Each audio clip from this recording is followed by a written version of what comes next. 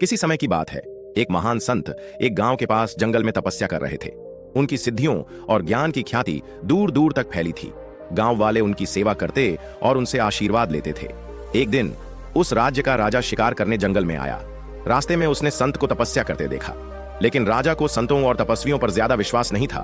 उसने हंसते हुए संत से कहा, तुम्हारी ये साधना व्यर्थ है। असली ताकत धन और सेना में होती है, न कि तपस्या में।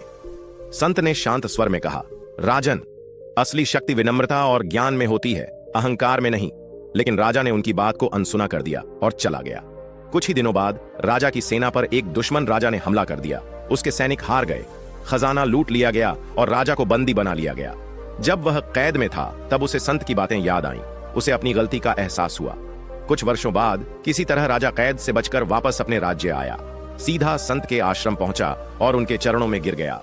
मुझे क्षमा करें गुरुदेव, मैं आपके ज्ञान का अपमान कर अहंकारी बन गया था।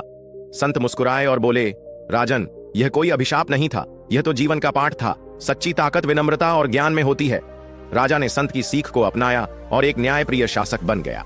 सीख, अहंकार मनुष्य को अंधा बना देता है, लेकिन विनम्रता और ज्ञान से जीवन का सही मार्ग मिलता है